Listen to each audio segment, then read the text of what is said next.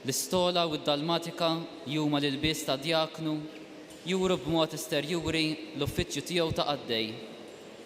Fost id-dmirijiet li għandu id-djaknu jassisti lill-isqof u lill-presbiteri fiċ-ċelebrazzjoni tal-misteri qaddisa, l-aktar fl-Ewkaristija. Għandu wkoll id-dmir li jqarben, li jassisti għaż-żwieġ u jbierku u li jipproklama l-Evanġelju, jgħixu u jipritkaħ bl-eżempju tiegħu. Sabiex inżommu ambjent ta' talb u ġabra, nistednukom sabiex titfu l-mobiles u ssegwu ċ-ċelebrazzjoni minn fuq il-ktejjeb li tqasmilkom. Neħeġġukom ukoll tipparteċipaw fil-kant fl-imkien mal-kor permezz tal-karti li hemm fil-kotba. Nitolbukom imbagħad sabiex wara din iċ-ċelebrazzjoni tħallu l-libretti mqasma fuq is-siġijiet. Nitħejjew sabiex nagħtu bidu għal din iċ-ċelebrazzjoni Ewkaristika billi nqumu bil-wieqfa.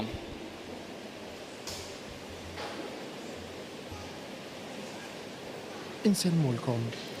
Nilqgħukom għal din ix-xandira diretta mill-Katedral tal-Assunta fil-Belt Victoria Għawdex, fejn kif diġà smajtu fl-introduzzjoni illi għadha kemm saret mill-animatur, sejrin nipparteċipaw anki intom minn djarkom u dawk li jinsabu fil-Knisja fl-ordinazzjoni diakonali ta' żewġ żgħażagħ Għawdxin, is-seminarista Matthew Borch mill-parroċċa tax-Xara, is-seminarista Franklin Mikallef mill-parroċċa ta' Kerċem. Il-kor djoċesan taż-żgħażagħ taħt id-direzzjoni ta' Dorien Portelli sejjer janima din iċ-ċelebrazzjoni tal-lejla. Il-liturġija hija dik tas-solennità, il-vġili tas-solennità tat-twelid ta' San Ġwan Battista, il-prekursur tal-Mulej. Ejjew aħna wkoll permezz tal-għajnuna bil-viżwal u b'dak illi sejrin nisimgħu nipparteċipaw b'mod ħaj f'din iċ-ċelebrazzjoni.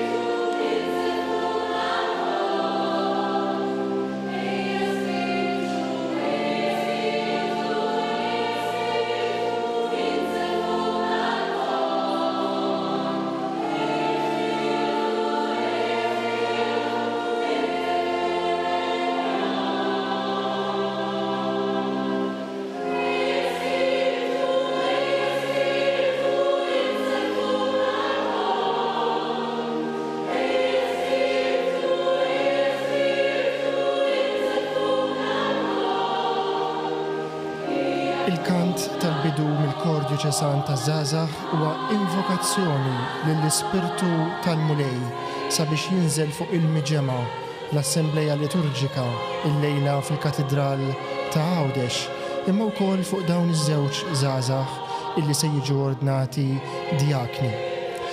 Mill-Djoċesi ta' Malta jieħu sehem ukoll f'din iċ-ċelebrazzjoni djaknu Karl Andrew Xkembri, kif ukoll id-djaknu ġdid tal-Knisja Griega Kattolika li ġie ordnat ix-xahar ieħor Jesmond Xkembri.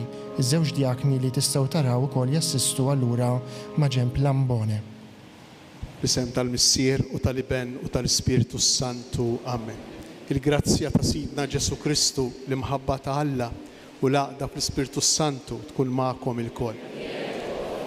U Jeżis inġbarna flimkien il-lejla biex nilqgħu id-doni ta' Alla, id-don tal-ordinazzjoni tad djakonat.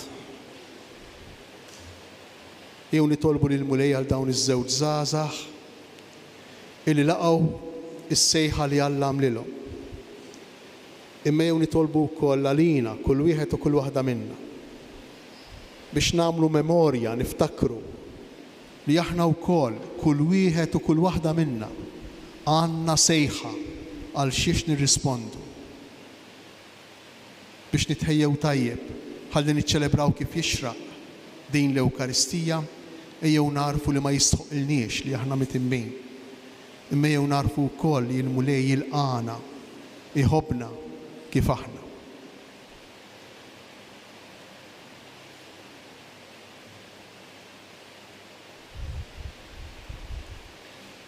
Nitolbu maħfra flimkien, nistqar l-Alla li jista' kollox u li lkom ħuti li jiena dnib ħafna bil-ħsieb, bil-kliem, bil-emin, billi ħallejt mirijieti, ħtija tiegħi, bl-ikbar ħtija tiegħi.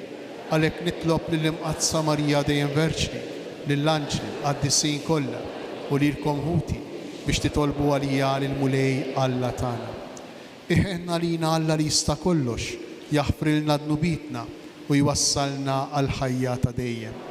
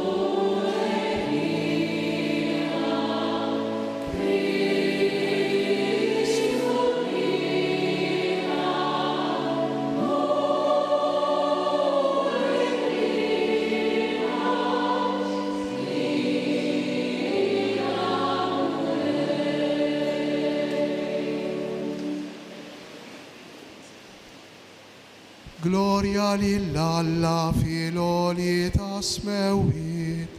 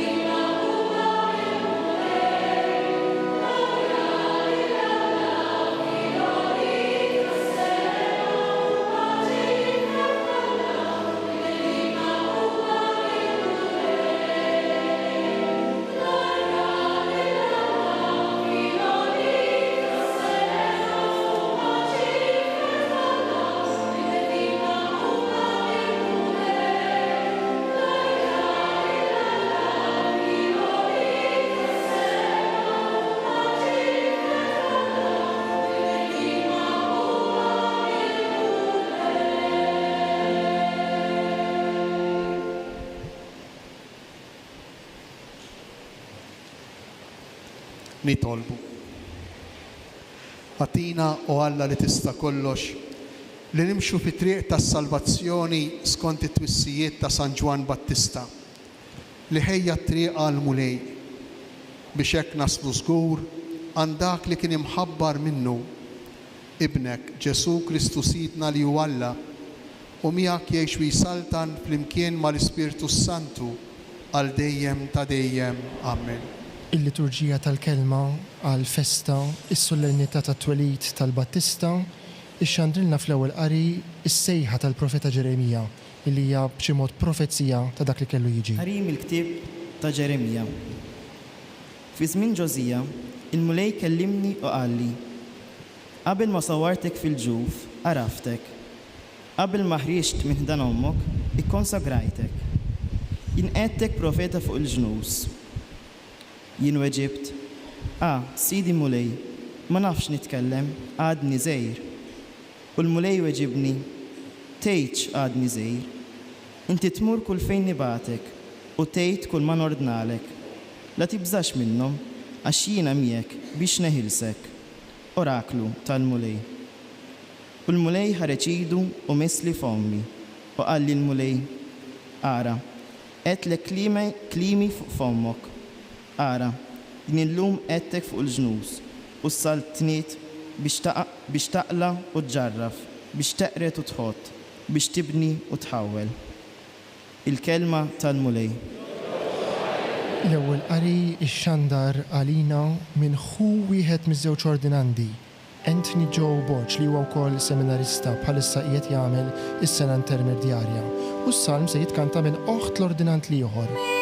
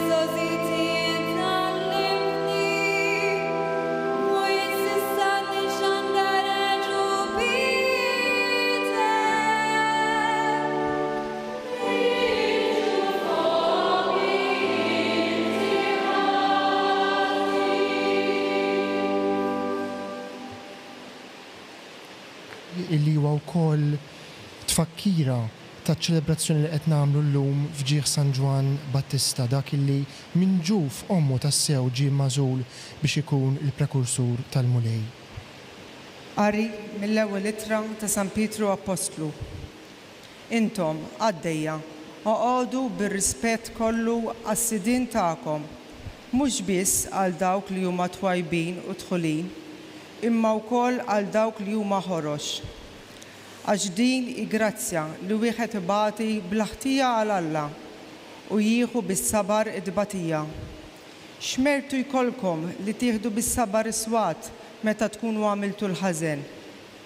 Imma jekk tagħmlu t-tajjeb u ssofru d-batija bis-sabar, din tkun grazzja quddiem Alla. Għax dan intom kontum sejħa għax Kristu wkoll bata għalikom u ħallilkom eżempju biex timxu fuq il-passi tiegħu. U li ma kien għamel ebda dnub u ebda erb ma nstab fommu, meta għajruh ma weġibx bit-tajjir, meta bata ma jeddiċ imma ħalla fidejn l-imħallef ġust u tabba bit-dnubietna sa fuq is-salib biex aħna immutu għad-dnubiet u ngħixu għall-ġustizzja. Bil-ġrieħi tiegħu intom fiqtu, intom kontu bħal naċ mitlufa, imma issa irġejtu lura għand ir-raj u l-assis ta' ruħkom.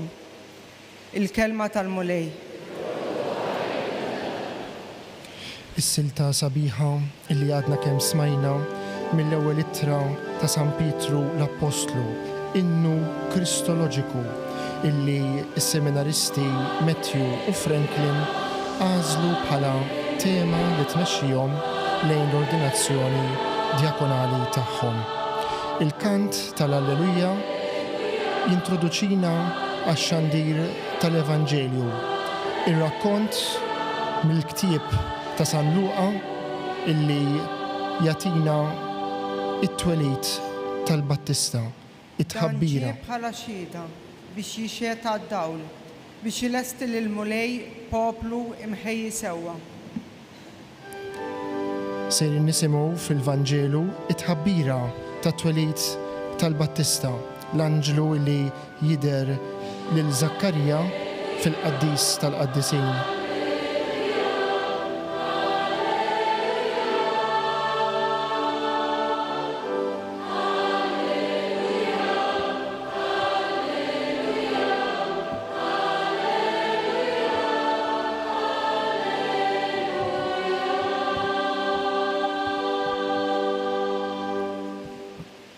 Il-mulej ma'kom.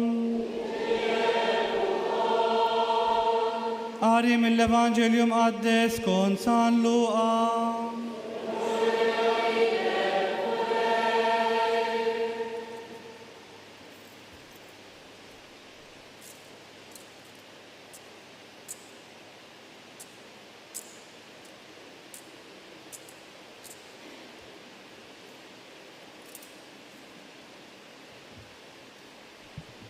Fi żmien Erodi, sultan tal-Ludija, kien hemm qassis jismu Zakkarija mit-taqsima ta' Abija. Martu li kien jisimha Elizabetta kienet minn ulied Aaron. It-tnejn kienu nies ġusti quddiem Alla u jimxu bla nuqqas ta' xejn skont il-preċetti u l-kmandamenti kollha tal-mulej. Ulied ma kellhomx għaliex Elizabetta ma setax ikollha iben u t-tnejn kienu mdaħlin fi żmien. Mela ġara li Zakkarija kien qiegħed jaqdi dmiru ta' qassis quddiem Alla għax kien imissa t-taqsima tiegħu. U skont id-drawwa tal-liturġija intażel u bix-xorti biex jidħol ġewwa fis-santwarju tal-mulej ħalli jaħraq l-inċens. Waqt ir-rid tal-inċens, il-kotra kollha tal-poplu kienet qiegħda titlob barra. U derlu anġlu tal-mulej wieqaf in-naħa tal-lemin tal-artal tal-inċens. Zakkarija malli raħ tħawwat u waqa' biża' fuqu. Imma l-anġlu qallu: tibżax Zakkarija għax it-talba tiegħek instemet. Martek Elizabetta se tagħtik iben u inti issemmih Ġwanni. Din tkun għalik ħaġa li tqanqlek bil-ferħ u tennik ħafna u jkun hemm bosta li jifirħu bit-twelid tat-tifel. Għax hu ikun kbir quddiem Alla, ma jkun jixrob ebda nbit jew xorb qawwi u jimtela bi spiritu qaddis sa minn ġu fommi. Huwa jreġġa' lil ħafna minn ulied Iżrael lejn il-mulej Alla tagħhom u hu ġej qabel il-mulej, mimli bl-ispirtu u l-qawwa ta' Elija biex iraġġa' qlub tal-missirijiet lejn uliedhom u lil dawk li ma jridux jobdu reġġaħħom għall-aqal tal-ġusti, ħalli lesti poplu mħejji sewwa għal-mulej. Il-kelma tal-mulej.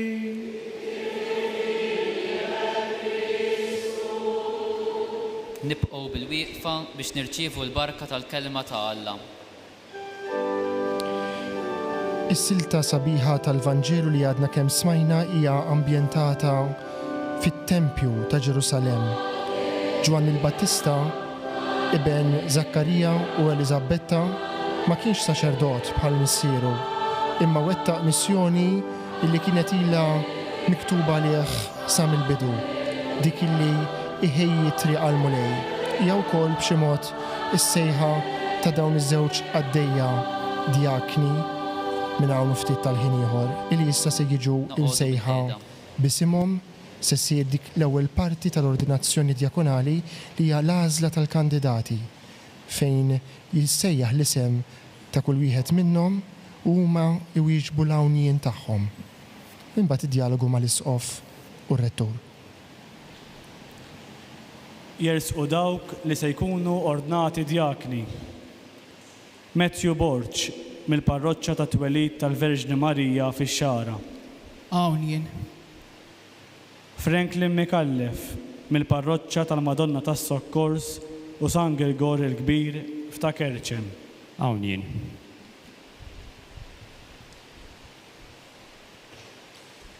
Missir, omna l-Knisja Mqazza titlob li jintorna lil dawn ħutna għal-Ministeru tad-Djakonat. Taf jekk jistħoqilhomx. Jiena nixed li sar stħarriġ fuqhom fost il-poplu Nisrani u jinstemet il-fema ta' kull min kien fi dmir li jagħti l-parir tiegħu fuqhom u minn dan kollu instab li huma jistħoqilhom l-ordinazzjoni. Bl-għajnuna tal-Mulej Alla u tas-Salvatur tagħna Ġesu Kristu, aħna nażlu lil dawn ħutna għall-ordni ta' djakni.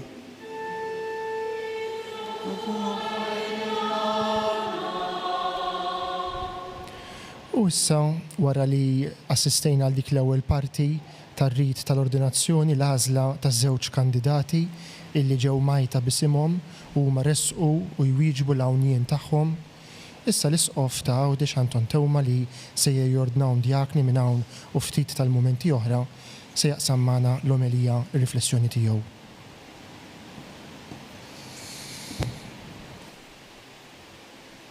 Ma nafx jekk tafux imma is-saċerdozju fl-Antik Testament kien differenti ħafna mis-saċerdozju tagħna llum.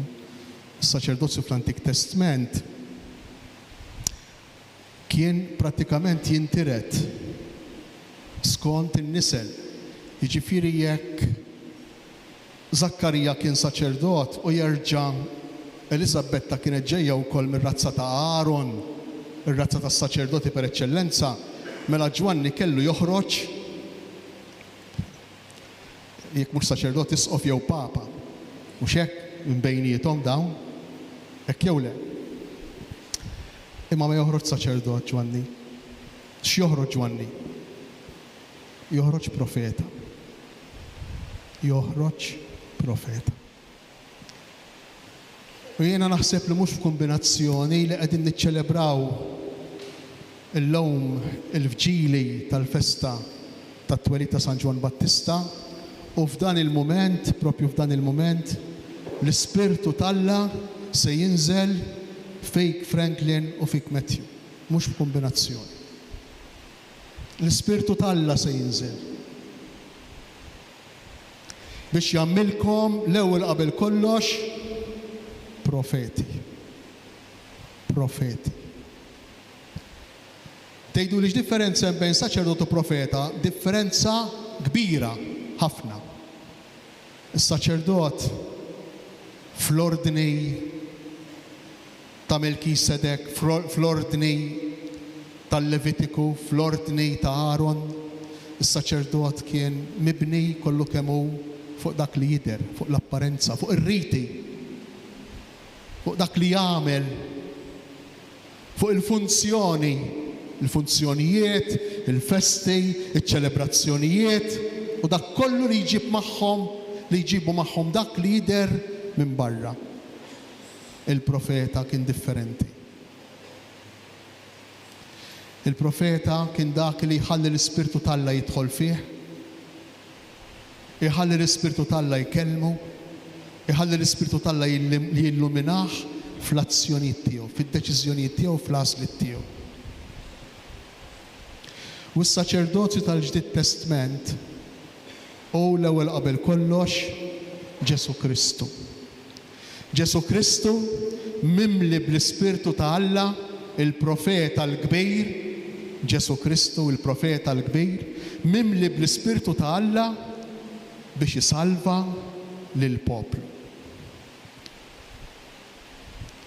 Fil-waqt li s-saċerdot kien wettaq il-funzjoni tiegħu fit-tempju, allura l-ħin tiegħu fit-tempju marbut maċ-ċerimonji u ċelebrazzjonijiet tat-tempju, il-profeta ħafna drabi kien jispiċċa antagonista għadu tat-tempju.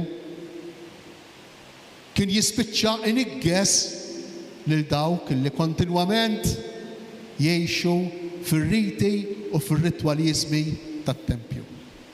Għax il-profeta jmur għall-essenzjal. Il-profeta jmur għal dak li nebħu bih l-Ispirtu ta' Alla, mhux għal dak li jidher, mhux għal qoxra. U allura il-lejla qegħdin niċċelebraw flimkien dan ir-rigal tal-Ispirtu Qaddis li se jiġi fikom u li se jimlikom bih. Smajna fl-ewwel qari mill-ktieb tal-profeta Ġeremija. Alla li l-profeta Ġeremija jgħidlu jiena għażiltek minn ġu fommok, jiena nsiġtek. Inti ġejt b'xejn. Inti ġejt sempliċement għax taqtek jien u għax rittek jien. Rigal tiegħi. Rigal tiegħi għalik innifsek u rigal tiegħi għall-poplu. Inti żgħir. U Ġeremija jdur lejh u jgħidlu jiena m'iniex kapaċi, jiena ma nafx nitkellem, jiena nibża minnhom. Għaliex għax il-bniedem illi ma għamilx lilu nnifsu, il-bniedem li s-saċerdozju jew li l-ħajja ta' żwieġ jew li l-professjoni tiegħu mhix pjan personali, mhix xi ħaġa tiegħu, imma risposta għal sejħa ta' Alla jibsa. Jibsa jaf li mhux kapaċi. Il-bniedem miskejn illi jażelu il-ħajja tiegħu, jażelu it-triq tiegħu li jħoss li s-saċerdozju jew il-ħajja miż-żewġa għamilha b'deċiżjoni tiegħu prinċipalment mod żbaljat għax fil-fatt ma jkunx hekk. Min jaħseb però illi għażla tiegħu il-ħajja tiegħu, allura dak il-bniedem mhux se jibża, anzi dak il-bniedem iħoss li għandu l-kapaċitajiet, iħoss li għandu dritt, iħoss li kollox huwa dovut lilu u ma jgħix l-ebda esperjenza ta' ħajtu bħala don, bħala rigal, bħala grazzja. Jekk qegħdin hawn il-lejla intom araftu matul dawn is-snin li ilkom fil-formazzjoni li ħajjitkom hija rigal, hija don. Hija rigal bħal ħajja ta' Ġwanni l-Battista. L-ġenituri tagħkom ma kellhom dritt għalikom. Huwa rigal mogħti lilhom. Lanqas intom ma kellkom dritt għal vokazzjoni tagħkom. Hija rigal mogħti għalilkom. U ibqgħu għejxuha bħala rigal il-vokazzjoni. Ibqgħu għejxuha bħala don il-vokazzjoni. Issiru qatt proprjetarji tagħha. Ek verament ħadd pjaċejr, ħadd gost bis-silta li għażiltu bħala it-tieni qari littra ta' San Pietru. Għaliex għax min jaf li kollox irċieva, min jaf li hu nnifsu rigal, allura naturalment m'hemmx mod ieħor kif tgħix il-ħajja ħlief li tkun għaddej, ħlief li taqdi, ħlief li tara minnu l-iktar fil-bżonn iddur lejh biex tagħtih l-għajnuna. Imma jekk m'hemmx din il-konvinzjoni li aħna rigal ta' Alla, li Alla għamel magħna ħafna doni, allura nispiċċaw bħal Erodi u x'hekk jibda il-Vanġelu tal-lum fi żmien Erodi. Għandna kontrappożizzjoni kbira bejn Erodi li jħossu s-sejt tad-dinja, il-proprjetarju, saħansitra qatel l-innoċenti għax beża li xi ħadd jieħodlu t-tron tiegħu, kontrappożizzjoni kbira bejnu u Ġwanni l-Battista. Ġwanni illi saħansitra mhux talli ma jkunx għaddej imma talli lanqas jibża għal rasu biex jgħid il-verità. Lanqas jibża għal ħajtu biex ikun ta' qadi ta' servizz għal profezija, għall-Ispirtu tal-Alla li kien fih. U nixtieq nispiċċa din ir-riflessjoni qasira ħafna billi inħeġġiġkom biex tmorru għall-essenzjal. Morru għall-essenzjal. Veru illi l-bidu tal-Ministeru tagħkom ta' djakonat huwa mgeżwer fil-formalità, huwa mgeżwer fir-riti, imma jalla dawn ir-riti, jalla dawn il-festi ikunu verament espressjoni tal-verità li se isseħħ. L-Ispirtu tal-Alla li jiġi fikom, l-Ispirtu tal-Alla li jiġi fina, l-Ispirtu tal-Alla li rridu nożżuh, inħarsuh matul ħajjitna, mod speċjali permezz tar-riflessjoni personali, permezz tat-talb, permezz tad-direzzjoni spiritwali, permezz ta' kontinwità fil-konfront tagħna mal-kelma ta' Alla.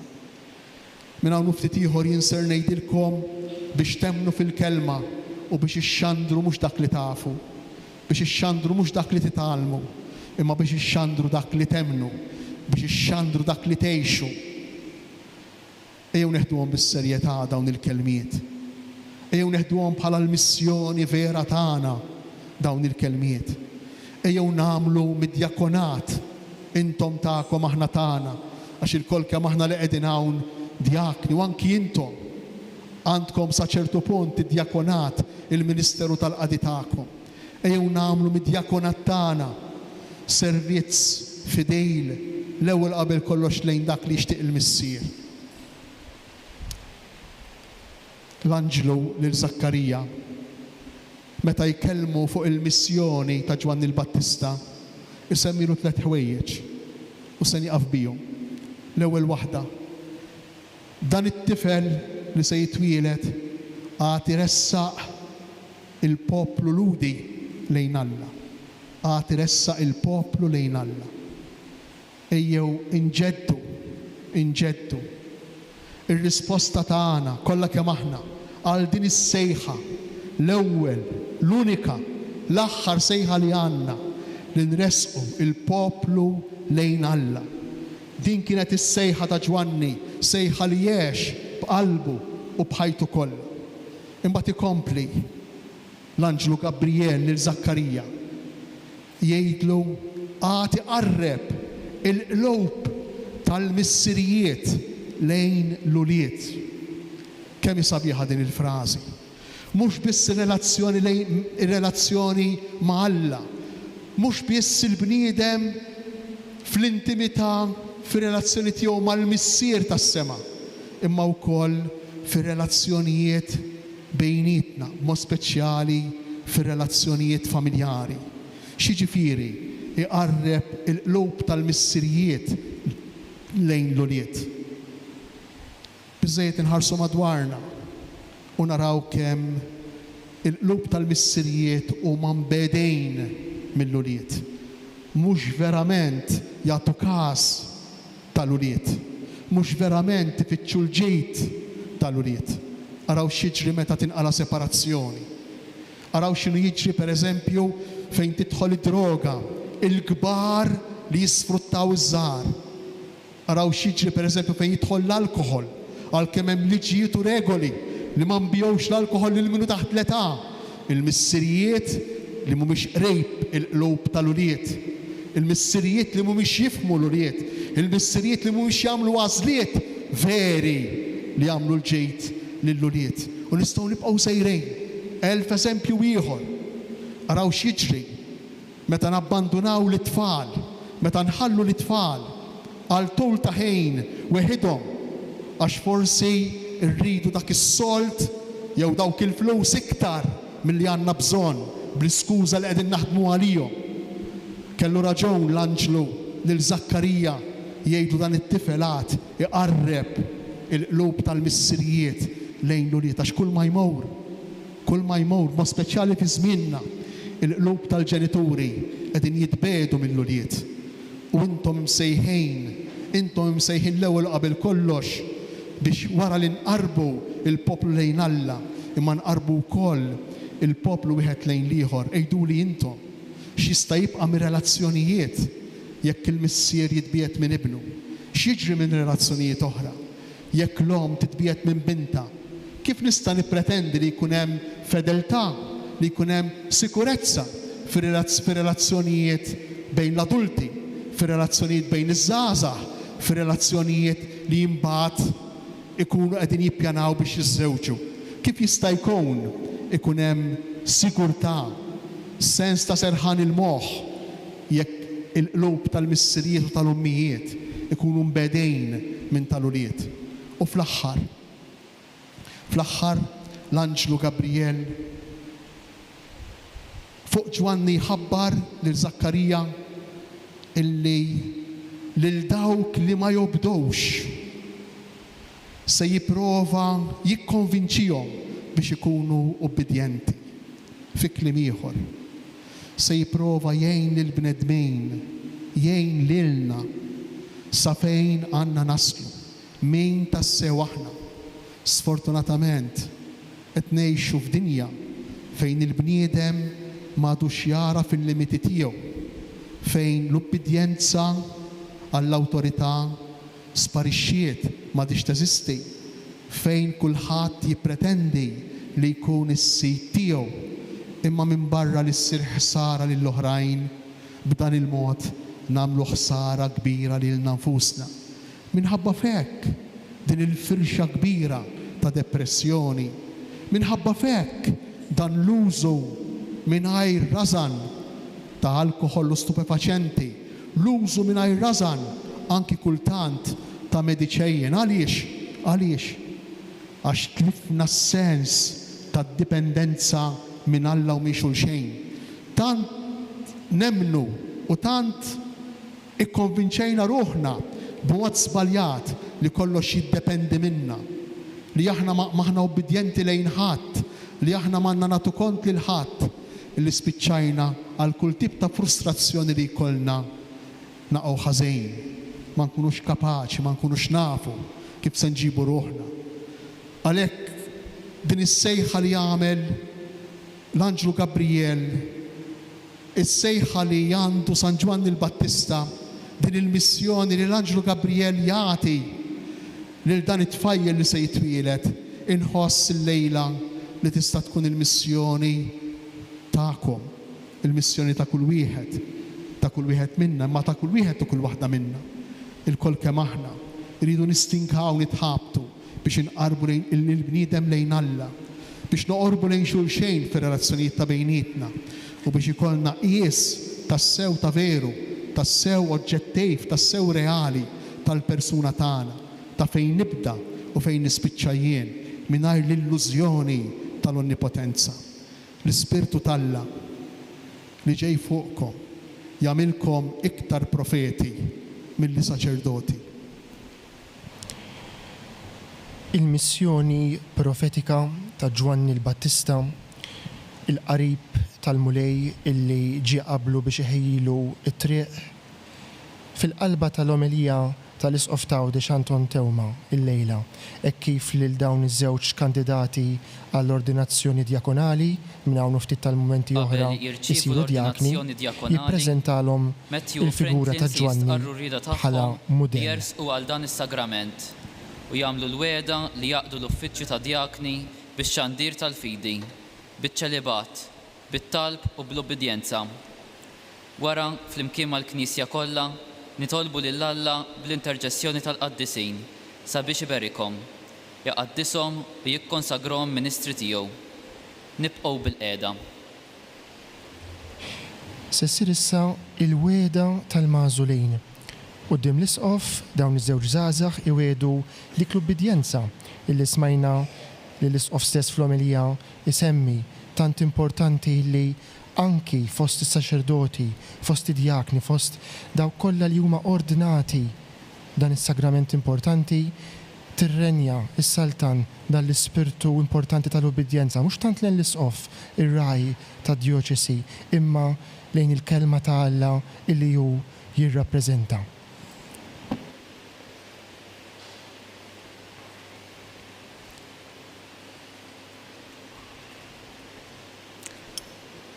Eżis u lietna, Matthew u Franklin. Qabel tersqu biex tirċivu l-ordni ta' djakunat, jeħtieġ tisqarru quddiem il-poplu ir-rieda tagħkom li titlu għal dan l-uffiċċju. Tridu intom tiġu konsagrati għas-servizz tal-Knisja bit-tqejjid ta' jdejja u blodi tal-Ispirtu Santu. Tridu intom b'imħabba u umiltà taqdu l-uffiċċju ta' djakni biex tkunu ta' għajnuna l-ordni saċerdotali u ta' ġej tal-poplu nisrani. Tridu żommu l-misteri tal-fidi f'kuxjenza safja kif jgħid l-Apostlu missierna u xxandru bil-fom u bl-emil din il-fidi skont l-Evanġelju u t-tradizzjoni tal-Knisja. Lesti intom tħadnu iċ-ċelibat. Tridu tħarsu għal dejjem dan il-proponiment tagħkom bħala sinjal tal-għoti sħiħ ta' ruħkom lil Kristu l-Mulej minħabba s-saldna ta' smewiet u l-qadi ta' Alla u tal-bnedmin.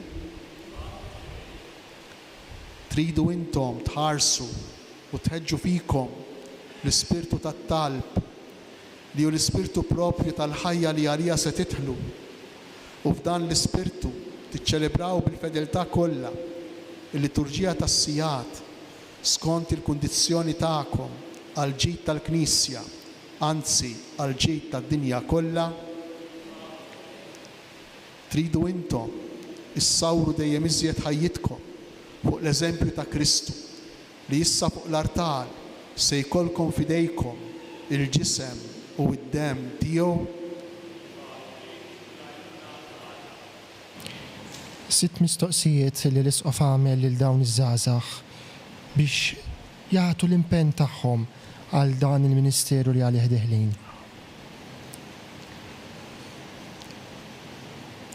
Aziz Matthew, twiet rispett u obbedjenza lili u lis-suċċessuri tiegħi.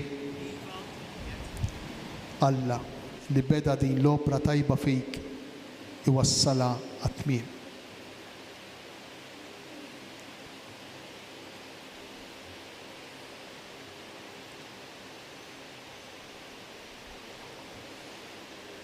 Aziz Franklin, twiet rispett u obbedjenza lili u lis-suċċessuri tiegħi. Alla li beda din l-opra tajba fik iwassala għat-tmiem. Fost il-wedit li għamlu il-mażulin smajna dik taċ-ċelibat, jiġifieri li jwedu illi ħajjithom kollha jgħixuha fis-safa mingħajr rabta ta' żwieġ. Imma l-aħħar weda hija dik tal-ubbidjenza lejn is-superjur leġittimu tagħhom, allura l-isqof l-ordinarju. Issa l-istedina biex mal-Knisja kollha anke dik fis-sema nitolbu għalihom. Nitolbu ħuti Jeżis lil Alla l-Missier li jista' kollox biex fil-ħnina tiegħu jogħġbu jsawwa bil-grazzja tal-barka tiegħu fuq dawn il-qaddejja tiegħu li qiegħed jaħtarhom għall-ordni tad-djakonat. Ninżlu arkubtejna. Iż-żewġ kandidati jinżlu għal tulhom fl-art waqt li l-poplu kollu ta' Alla jinżel ukoll arkubteħ u nitolbu l-għajnuna tal-qaddisin tas-sema, il-litanija. Kristu ħnina.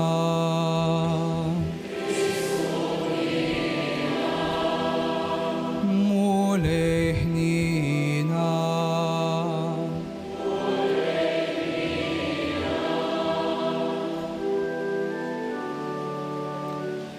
قديسة مريم الله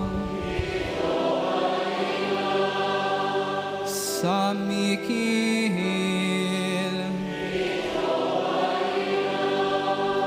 أنجلي قديسة الله San Juan Battista San Giuseppe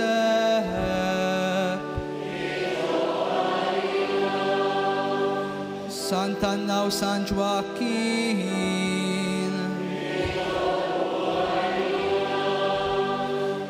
Intom il-patriarki u il-profeti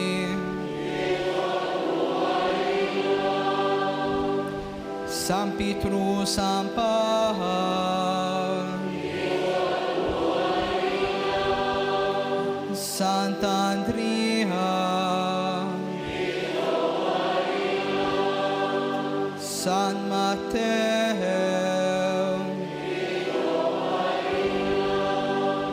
San Juan,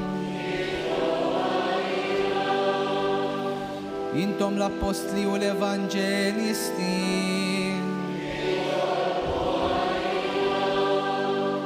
Santa Maria Maddalena,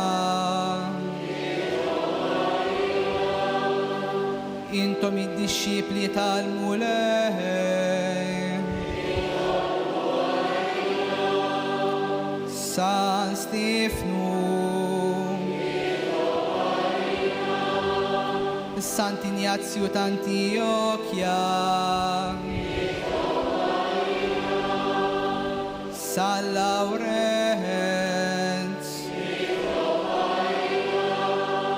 San Vincenz,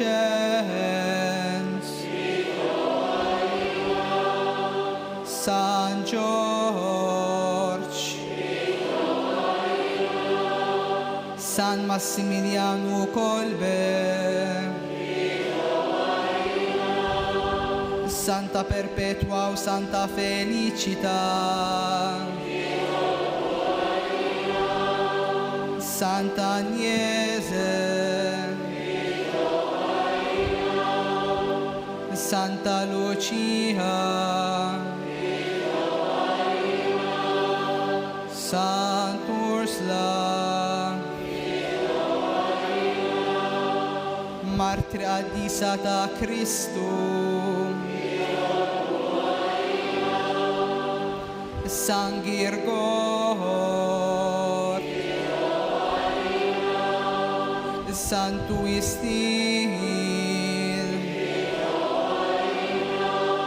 Sant'Atanasio,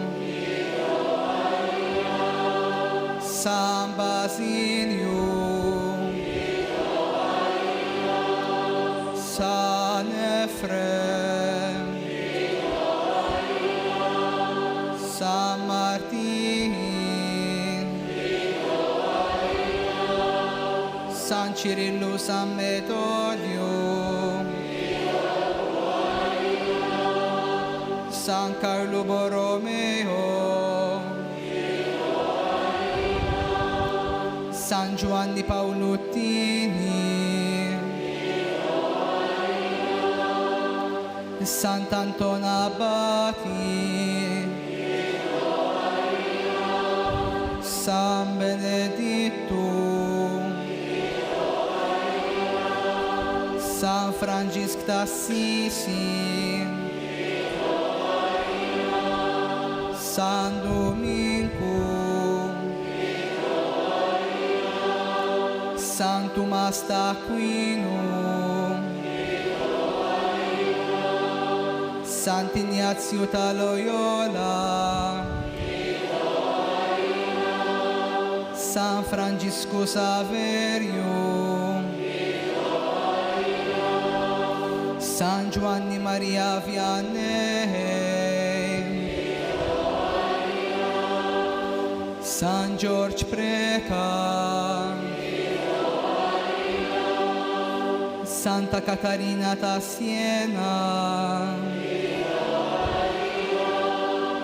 Santa Teresa ta' Gesù,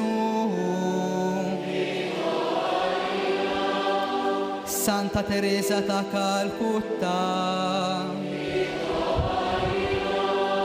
Santa Gianna Beretta Molla, Beato Pio di Sa, Beato Nazio Falzon, Beata Maria Deodata Pisani, Beato Carlo Acutis, Intom il-qaddisin kollha ta' Alla,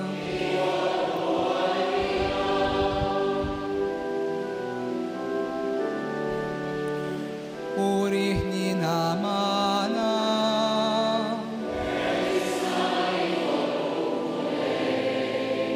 min kull deni,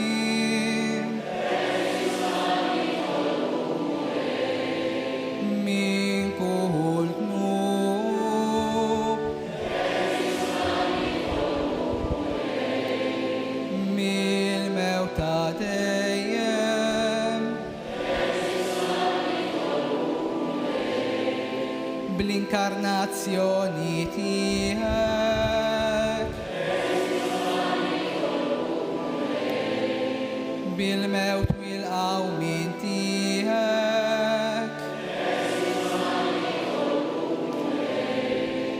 bil-miġja tal-Ispirtu Santu,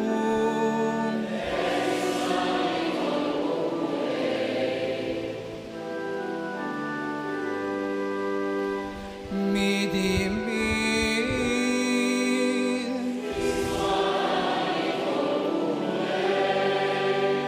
mexxi l-Knisja tiegħek u ħarisa,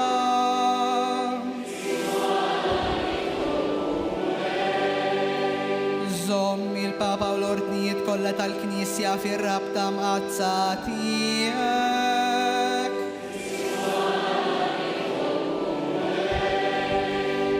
birek dawn il-magħżulin tiegħek,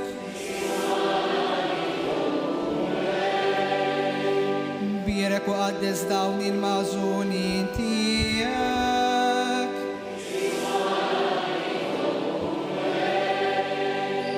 birek qaddes u ikkonsagra l dawn il-magħżulin tiegħek,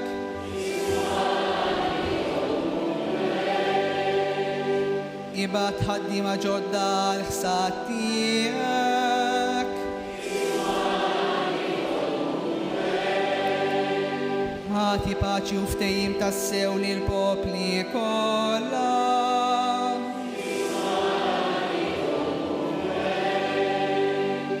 u riħnina ma' kull min hu imġarrab,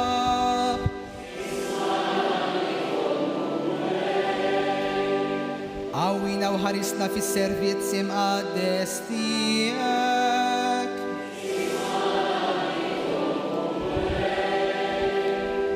Ġesu iben tal-Alla l-ħaj,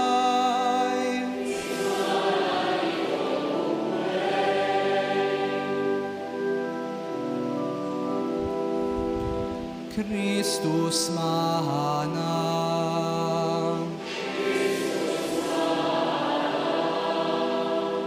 Kristu il-qalb tagħna.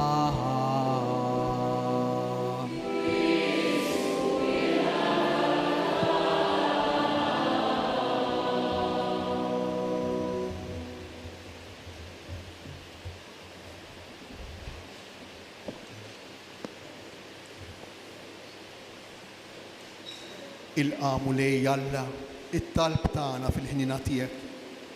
Wettaq fit-tieba u bl-għajnuna tiegħek dan li se nagħmlu bil-ministeru tagħna. Birek u qaddes lil dawn li fil-fema tagħna jidrilna li għandna nofruhom għal qadi tal-ministeri mqazza. Bi Kristu Sidna. Amen. U kif rajna jiġri fit-12 ta' Mejju li għada F'dan l-istess katedral meta l-isqof Anton Tewma ordna presbiteru ġdid l-seminarista li djaknu Metju Bajjada, ekku koll issa f'ġest għal kollox fiskiet imma tassew sinifikattiv narawh qiegħed ideħ fuq ir-ras ta' dawn iż-żewġ kandidati għall-ordinazzjoni djakonali, it-tqejjed tal-idejn illi permezz tiegħu se jiġu ordnati djakni. Bħalissa is-seminarista Metju Borċ mill-parroċċa tax-Xara, warajh is-seminarista Franklin Mikallef mill-parroċċa ta' Kerċem. Żewġ żgħażagħ Awċin illi llejla fil-katedral ta' Għawdex l-isqof Anton Tewma qiegħed jordna għall-ewwel fost it-3 gradi tal-ordni sagri, dak ta' djakonat. U wara tqejjed tal-idejn, it-talba tal-ordinazzjoni, talba pjuttost twila imma tassew sabiħa illi tfisser ukoll fiha it-tifsira kbira ta' dan is-sagrament.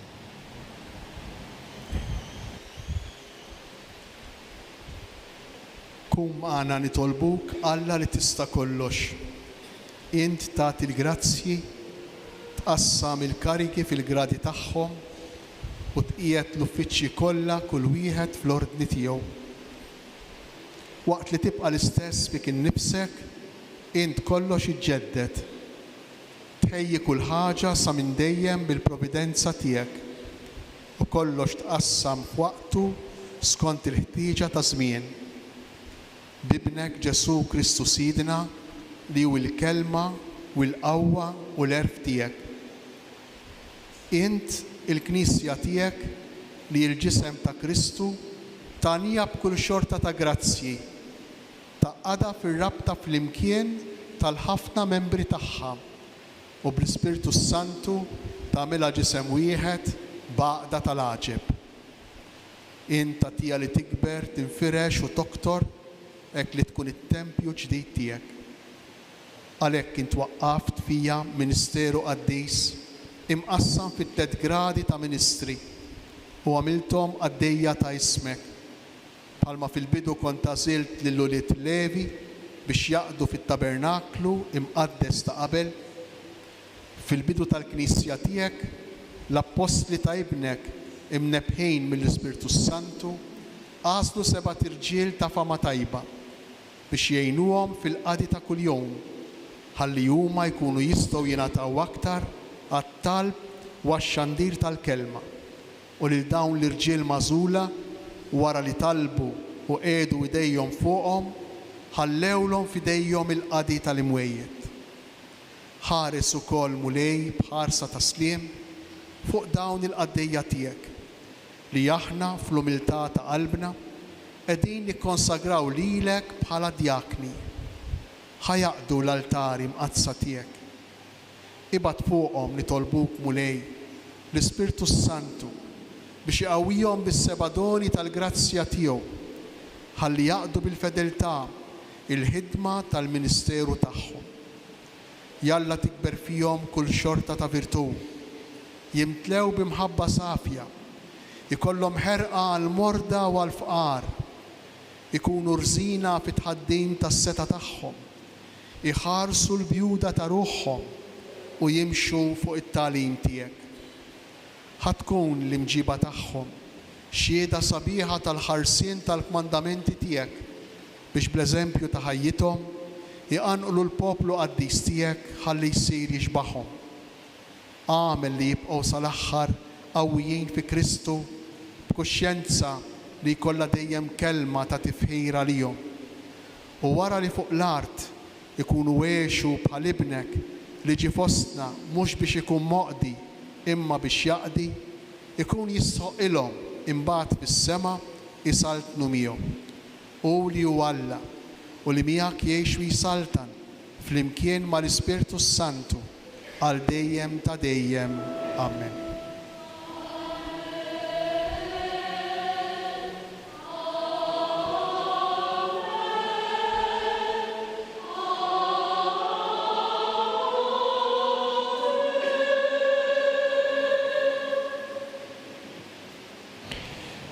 Il-kor issa sejjer ikanta l-innu il-kobor u li taqdi.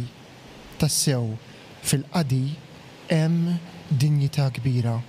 Dinjità illi urina Ġesu meta niżel jaħsel riġlejn l-Apostli. Huwa innu traduzzjoni ta' Dun Karl Sherry mit-Taljan Servire e Regnare. F'dan il-moment qed naraw lil dawn iż-żewġ diakni ġodda jiġu imlibsa l-istola li huma jilbsu f'dan il-grat forma diagonali fuq sidirhom u mbagħad id-dalmatika, il-libsa propja ta' diakni. Huma qed jiġu imlibsa dan l-ilbies mill-raja spiritwali tal-parroċċi rispettivi tagħhom. Jiġifieri l-arċipriet tal-parroċċa ta' Twelid tal-Verġni Marija fix-Xara, Monsignor Carmelo Refalo, u l-kappillan tal-parroċċa ta' San Grigorju Kbir u l-Madonna tas-Sokkors f'Takerċen, Dun Brian Mejlak. Jgħinuhom Patri Ġetro Bajada, Kapuċċin, u Dun Alex Refalo, li huwa id-delegat tal-isqof għal-kleru. Huwa iwettaq din il-ħidma, jew kien qed iwettaq din il-ħidma ma' saċerdot li ħallina ftit tal-jemilu, Monsignor Paolo Cardona, Vigarju Episkopali għal-kleru, illi l-funeral tiegħu sejr isir nhar it-tlieta illi ġej fil-parroċċa ta' Sannat. Issa b'dan il-mod dawn iż-żewġ żgħażagħ qegħdin jixxierku fl-ordni sagri. Saru parti mill-ministri ordinati għall-Knisja li hija preżenti fid-Djoċesi ta' Għawdex.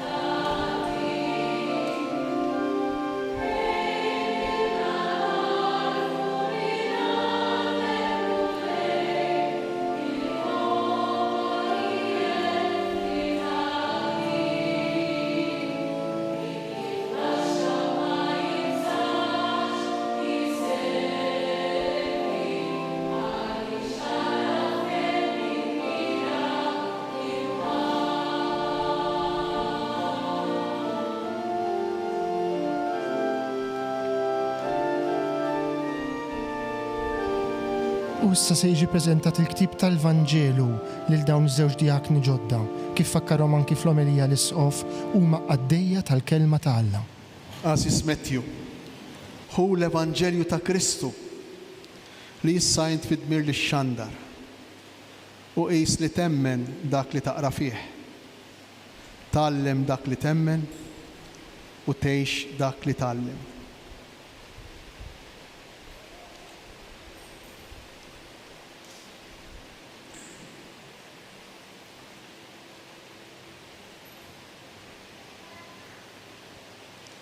Aziz Franklin, hu l-Evanġelju ta' Kristu li issa jint fid-dmir li xandar u qis li temmen dak li taqra fih.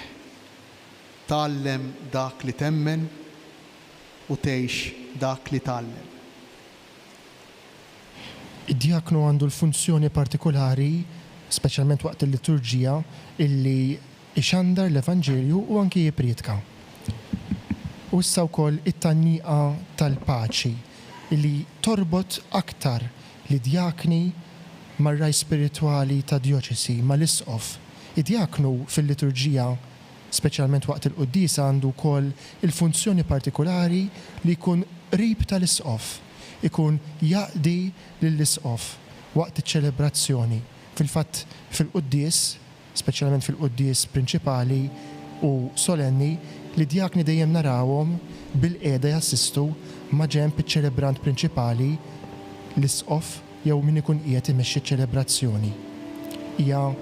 Huwa servizz li huma jagħtu waqt il-liturġija illi jkompli wkoll fuq barra għaliex id-djaknu mhuwiex biss għaddej tal-altar imma wkoll għaddej tal-foqra. Smajna fit-talba tal-ordinazzjoni kif fl-Atti tal-Apostli naqraw dawk is-seba' irġiel li ġew magħżula sabiex jaqdu l-imwejjed tal-foqra. Għalhekk id-djaknu huwa għaddej tal-mejda tal-kelma, tal-mejda tal-Ewkaristija, imma fuq kollox tal-foqra illi għandhom bżonn il-qadi tal-Knisja. nistqarru fl-imkien dak li nemnu. Jiena nemmen f'Alla wieħed il-missier li jista' kollox, li ħalaq is-sema u l-art, dak kollu li jidher u dak li ma jidirx. U f'mulej wieħed Ġesu Kristu, iben waħdini ta' Alla, imnissel mill-missier qabel kull żmien, Alla minn Alla, dawl minn dawl, Alla veru minn Alla veru, imnissel u mhux magħmul, natura waħda mal-missier u bih sar kollox. Nisel mis-smewiet għalina l-bnedmin u għal-fidwa tagħna, u ħal-ġisem bis-seħħa tal-Ispiritu Santu minn Marja Verġa u sar bniedem. Salbuh għalina, bata taħt Ponzu Pilatu, mietu difnu. Fit-tielet jum qam mill-imwiet skont il-kotba mqazza u tela s-sema, qiegħed fuq il-lemin tal-missier. U għandu jerġa' jiġi bil-glorja biex jagħmel ħaq lill-ħajjin u l-mejtin. Is-saltna tiegħu ma jkollix tmiem u fl-Ispiritu Santu mulej li jagħti l-ħajja li ġej mill-missier u mill-liben li hu meqjum imweġġa' flimkien mal-missier u mal-liben u li tkellem fuq il-profeti. U fi knisja waħda qaddisa Kattolika Apostolika nistqar ma'mudija waħda għal maħfra ta' dnubiet, nistenna l-qawma mill-imwiet u l-ħajja ta' żmien li ġej. Amen.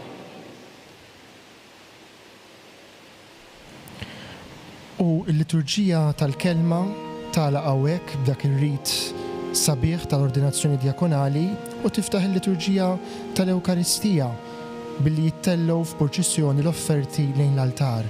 Dawn qed jittellgħu mill-ġenituri ta' dawn iż-żewġ diakni ġodda.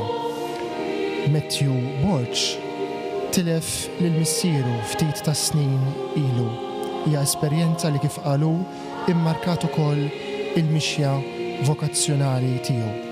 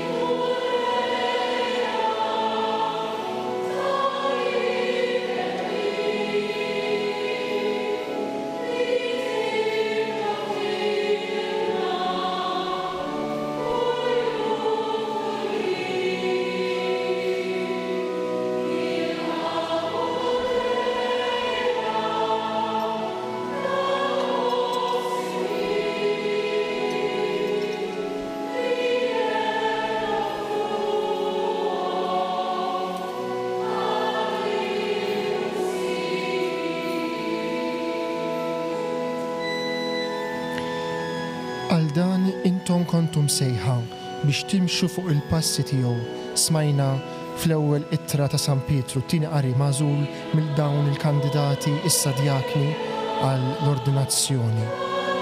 U tassew huma jimxu fuq il-passi tal-mulej Ġesu, dejjem qrib tal-kelma tiegħu u qrib ta' ġismu u demmu offrut għalina il-koll.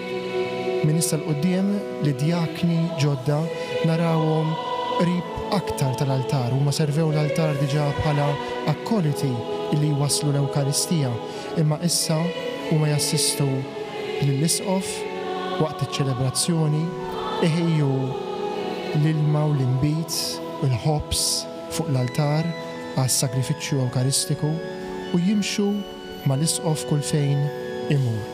Il-Knisja f'Għawdex mill-ġdid illum għandha żewġ djakni sabiex iwettqu dan is-servizz ta' qadi. fuq l-eżempju tal-imgħallem divin, id-djaknu il-kbir, dak illi niżel jaħsel riġlejn l-apostli u llum ukoll jibqa' jaħsel ir-riġlejn tal-umanità dgħajfa.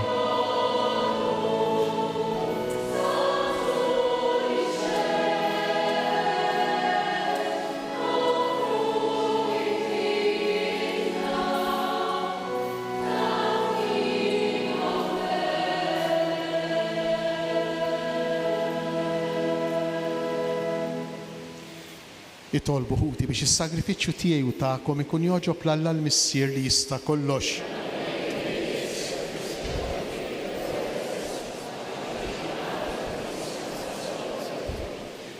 Fit-tiba tiegħek mulej ħares lejn l-offerti li l-poplu tiegħek qiegħed jagħmillek fil-festa solenni ta' San Ġwan Battista u għatina l-grazzja li fis-servizz li natuk aħna għaddejja tiegħek infittxu dejjem dawk il-ħwejjeġ li niċċelebraw taħt il-velu tal-misteru bi Kristu Sidna.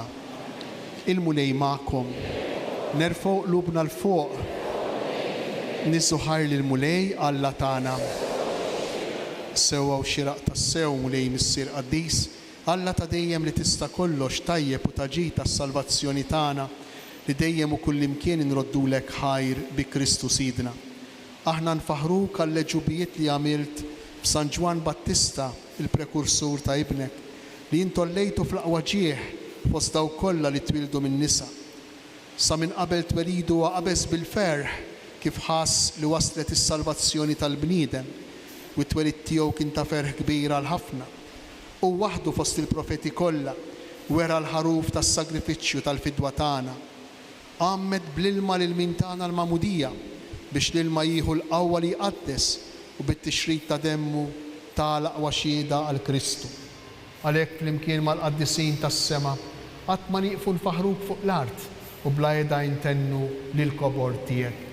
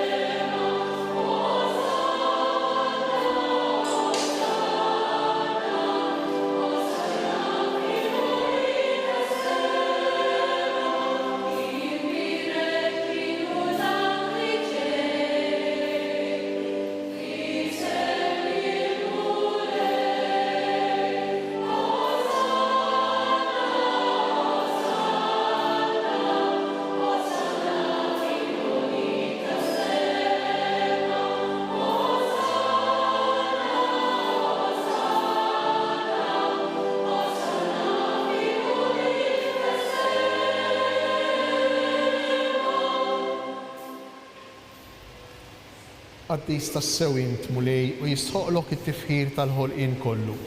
Għax bibnek Ġesu Kristu Sidna u bil-qawwa tal-Ispirtu Santu inti tagħti l-ħajja kollox tqaddes u tibqa' dejjem tiġbor għalik poplu biex minn tuħ ix-xemx sanżula issirlek offerta safja. Għalhekk mulej ġejna quddiemek b'dawn l-offerti biex ikunu konsagrati lilek miċ-ċokontana nitolbuk qaddishom bl-Ispirtu tiegħek biex isiru il-ġisem u d-dem ta' ibnek Ġesu Kristu Sidna li bi kmandament tiegħu qegħdin niċċelebraw dan il-missier. Għaxu fil-lejl li fih ingħata lina ħajl ħobs, radlek il-ħajr, birek, qasam, tali d-dixxipli tiegħu u qal: ħudu u kulu il-koll minn dan, għax dan huwa ġismi li jingħata għalikom.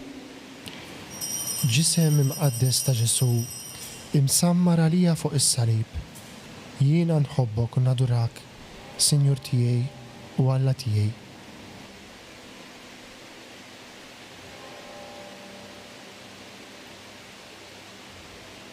Ekku kol wara li klaħ għal-kalċi reġa' ratti l-ħajr birek tal-id-dixxipli tiegħu u qal: ħudu u ixorbu minnu l-koll, għax dan huwa l-kalċi ta' demmi tal-patt il-ġdid li jibqa' dejjem, id-demm li jixxerret għalikom u għall-bnedmin kollha għall-maħfra ta' dnubiet.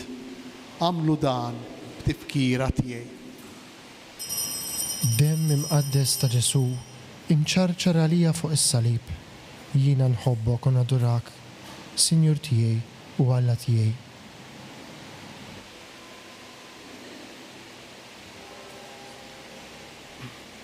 Dan hu l-misteru tal-fidi.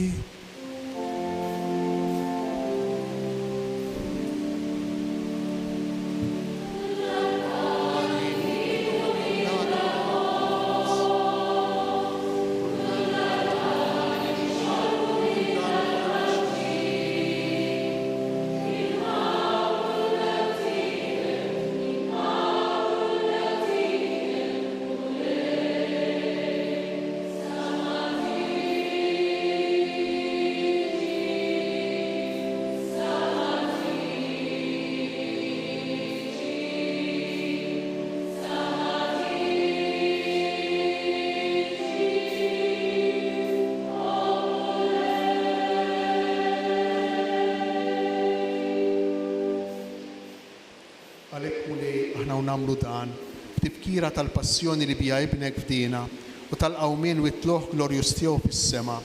Aħna li qegħdin nistennew u nittamaw fit-tieni miġja tiegħu b'raddi l-ħajr nofrulek dan is-sagrifiċċju ħaj u qaddis. Ħares nitolbuk lejn l-offerta tal-Knisja tiegħek. Araf fiha l-vittma li bis-sagrifiċċju tagħha terġa' tħabbibna miegħek. Għamel li aħna li ser nissaħħu bil-ġisem u d-demm ta' ibnek nimtlew bl-Ispirtu qaddis tiegħu u nkunu ġisem wieħed u ruħ waħda fi Kristu. Nitolbuk li jagħmel minna offerta li tibqa' dejjem quddiemek biex ikun jistgħu jiksbu l-wirt mal-magħżurin tiegħek mal-Verġni Mqazza Omm Alla Marija, mar-raġel tagħha San Ġusepp, mal-Apostli bil-Marti Glorjuża tiegħek u mal-qaddisin kollha li kif nittamaw jidħlu dejjem għalina quddiemek.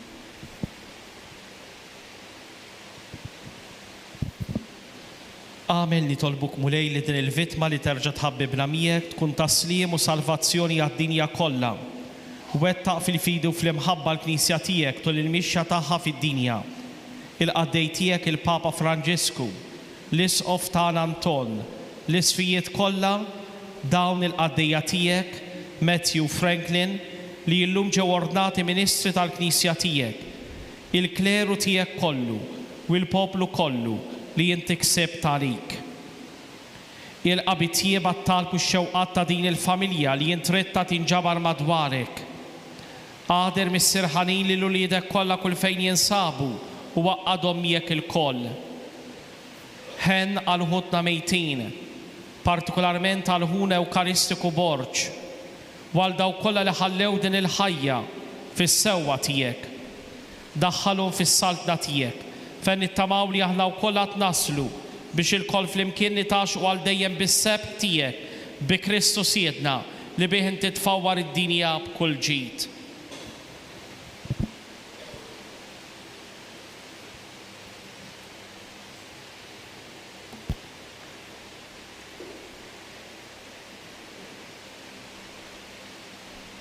Bi Kristu ma' Kristu u fi Kristu jingħata lilek Alla missier li tista' kollox, flimkien mal-Ispirtu Santu, kull ġieħu glorja għal dejjem ta' dejjem.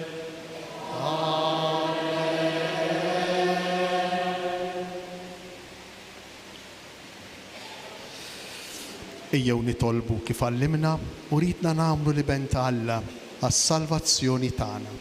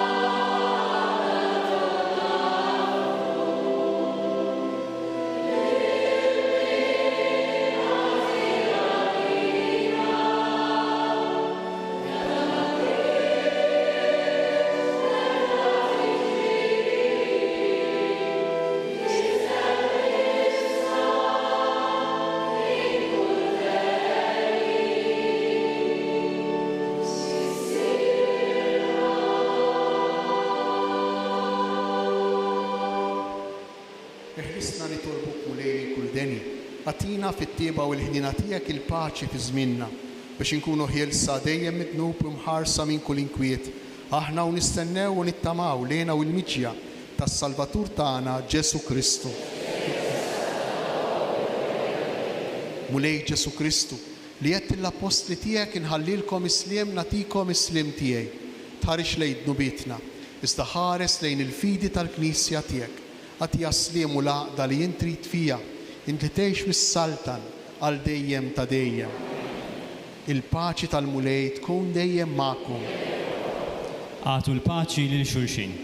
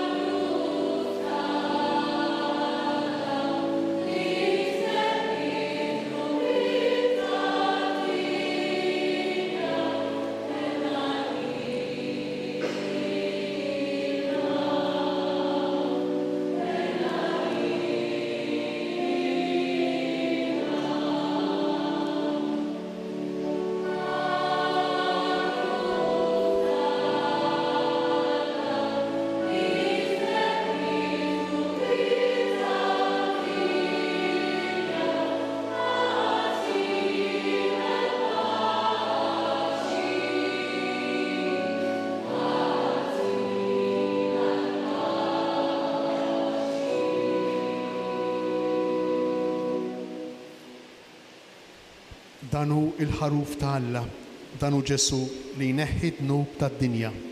Ħenjin aħna li aħna mistiedna għal din l-ikla tal-ħaruf.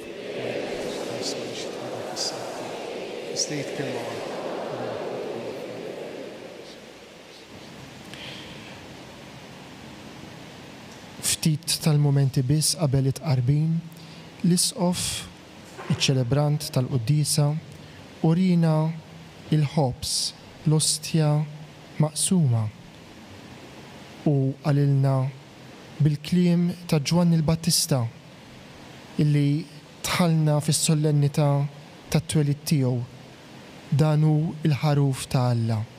Kien Ġwanni li fil-bidu tal-Vanġeli li d-disċipli tiegħu jurihom lill-Messija, jgħidilhom jeħtieġ niċkien jien biex jikberu u mill-fomm tal-ammidi dak illi bil-predikazzjoni tiegħu, bil-profezija tiegħu ħejja triq għal mulej joħorġu dawk il-kelmiet tas-sew sbieħ emblematiċi illi baqgħu fil-liturġija tal-Quddisa sal-lum.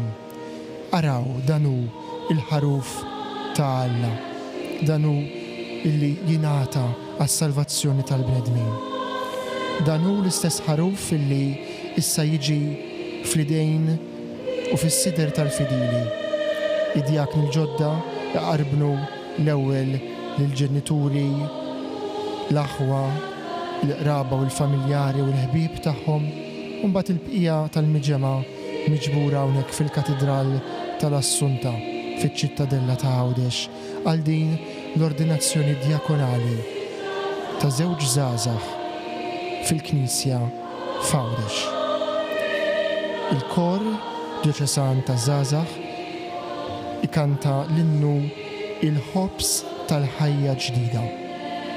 Ejja aħna ninsabu insegwu din iċ-ċelebrazzjoni minn djarna jew minn postijiet oħra permezz tat-televiżjoni, tar-radju jew tal-internet. Nitolbu wkoll il-Mulej Ġesu sabiex jiġi għandna dan il-ħaruf divin il jurina Ġwanni l-Battista biex tassew aħna wkoll insiru għaddejja tal-oħrajn fuq l-eżempju ta' Ġesu innifsu.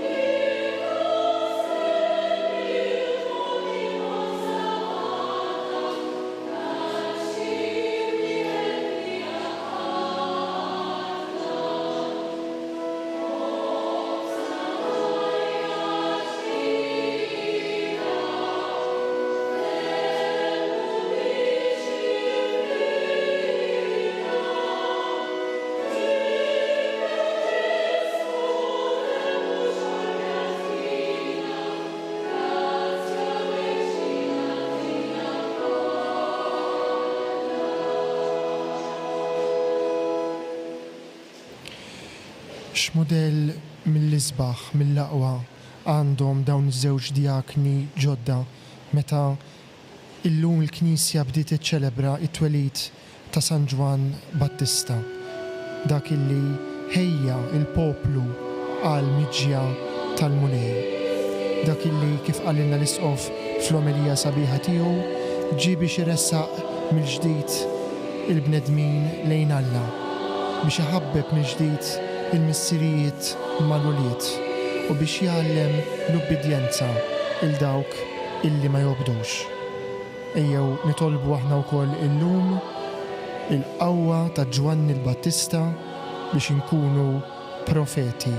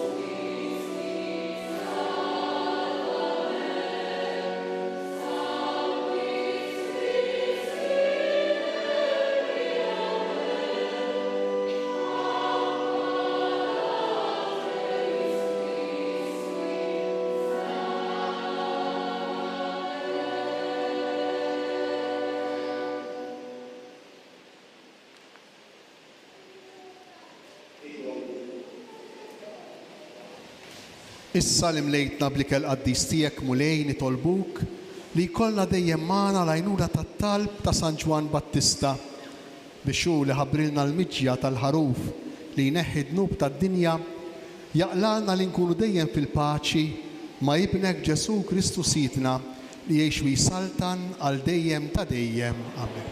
Permettu li qabel ma nikkonkludu ngħid grazzi kbira lill-ġenituri, lill-familji ta' dawn iż-żewġ żgħażagħ.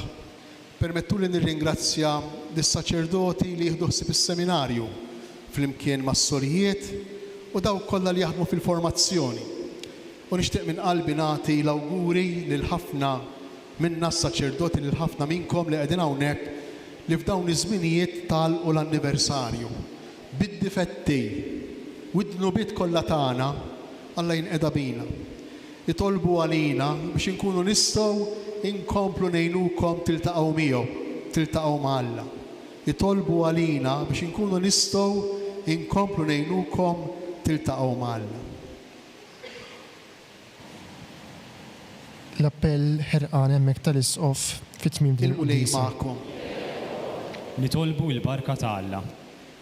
Alla li sejħilkom għal qadi tal-bnedmin fil-Knisja tiegħu jagħtikom ħeġġa kbira għal kulħadd u l-aktar għall-imġarbejn u l-foqra.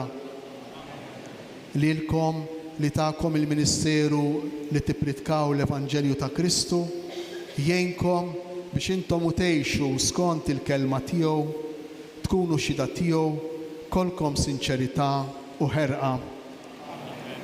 Lilkom li għamilkom amministraturi tal-misteri tiegħu jagħtikom li tkunu tixbħu lill-Ibnu Ġesu Kristu u tkunu fid-dinja ministri tal-għaqda u tas-sliem. U lilkom ilkoll li tinsabu miġburin hawn Iberikkom Alla li jista' kollox, il-Missier, l-Iben u l-Ispirtu Santu. Amen. Morru fil-paċi ta' Kristu. Inroddu ħajr lillah. Nagħlqu din iċ-ċelebrazzjoni binnu lil Marija, Ommi saċerdoti, Ommi djakni, għaddejja tas-sew ta' bina Ġesu.